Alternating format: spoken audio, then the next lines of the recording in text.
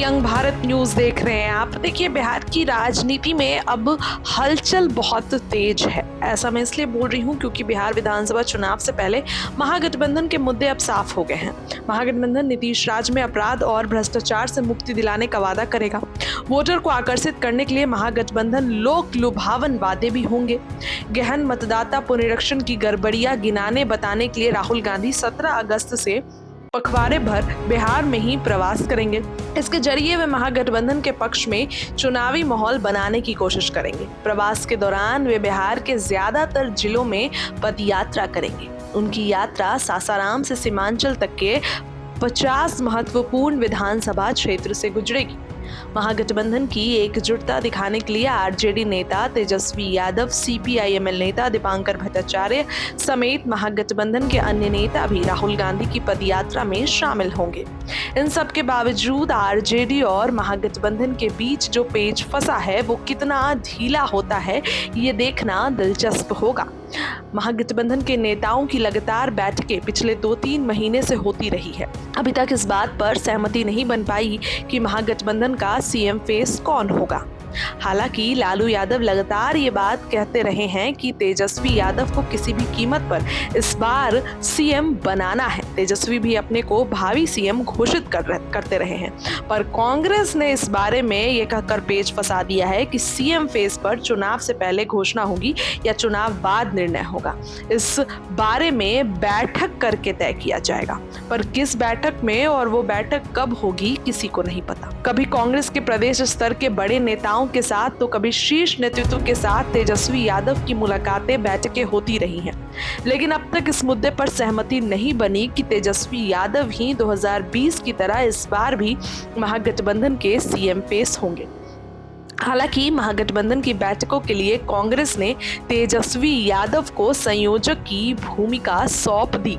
कांग्रेस ने दूसरा पेच सीटों को लेकर फंसाया है। कांग्रेस का कहना है कि उसकी तैयारी तो सभी सीटों पर है, लेकिन वो महागठबंधन में कम से कम पिछली बार की तरह ही 70 सीटें चाहती है, वह भी मनपसंद। ये स्थिति इसलिए पैदा हुई कि 2020 में कांग्रेस ने 70 पर लड़कर सिर्फ 19 सीटें ही जीती। उसका आरोप है कि वैसी सीटें दी गई थी जहां महागठबंधन का प्रत्याशी कभी नहीं जीता। कांग्रेस का परफॉर्मेंस खराब रहने के कारण ही तेजस्वी सीएम बनने से चूक गए। दर्जन भर सीटें और महागठबंधन को मिली होती तो आज सरकार महागठबंधन की होती और सीएम तेजस्वी रहते। कांग्रेस भले हड़बड़ी में नहीं दिखती है, लेकिन सीटों का जल्द से जल्द बंटवारा सभी चाहते हैं। जल्दी बंटवारा होने से कैंडिडेट्स को अपने क्षेत्र में प्रचार का ज्यादा समय मिल जाएगा। क्योंकि इस बार महागठबंधन में 2 नए पार्टनर आ गए हैं, इसलिए उनके लिए सीटों का बंदोबस्त महागठबंधन के लिए मुश्किल हो रहा है। ये तभी संभव है जब पहले की 5 पार्टियों को पिछली बार मिली सीटों में कटौती की जाए।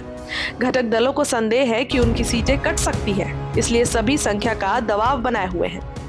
सच ये है कि कोई भी पार्टी अपनी पिछली संख्या घटाने को तैयार नहीं है। सीपीआई-एमएल को तो इस बार पिछले के मुकाबले अधिक सीटें चाहिए।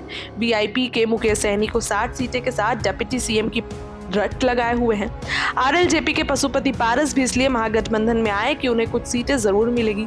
तो सीटों की दावेदारी करीब करीब सभी दलों ने कर दी है। कांग्रेस ने खुलकर अभी तक कुछ नहीं कहा, लेकिन उसके नेताओं ने जिस तरीके से बयान रहे हैं वो यही लगता है कि पिछली बार की 70 सीटों में 10-15 घटाने को तैयार हो सकती है, लेकिन सीटें उसे मनमाफिक चाहिए। एसआईआर पर कांग्रेस खूब तैयारी कर रही है। एसआईआर पर कांग्रेस विपक्ष की आवाज को बुलंद कर रही है। राहुल गांधी बिहार में इसी मुद्दे पर पदयात्रा कर रहे हैं। जाहिर है कि तब कांग्रेस की अपेक्षाएं भी बढ़ सकती हैं। ये भी संभव है कि कांग्रेस अपनी सीटें अब कम ही ना करे। गठबंधन में सीट शेयरिंग सबसे बड़ी चुनौती होगी। इसके 2 कारण हैं। अव्वल ये है कि 2 नए पार्टनर मुकेश सहनी की वीआईपी और पशुपति पारस की आरएलजेपी इस बार गठबंधन के साथ है। पहले से ही 5 पार्टियां RJD, Congress, CPI, ML, CPM और सीपीआई महागठबंधन में है। 2020 के चुनाव में आरजेडी 144 पर चुनाव लड़ी, कांग्रेस 70 पर लड़ी, सीपीआई 19 पर भाग्य आजमाया और सीपीएम और सीपीआई ने 10 सीटों पर उम्मीदवार उतारे थे। इनमें सबसे अच्छा रिजल्ट कहे तो सीपीआई का था। क्या फाइट दी थी इन्होंने, जिसने 19 में से 12 सीटें जीत ली। सबसे खराब प्रदर्शन कांग्रेस का था, जो 70 पर से लड़कर सिर्फ और सिर्फ 19 सीटें जीत पाई।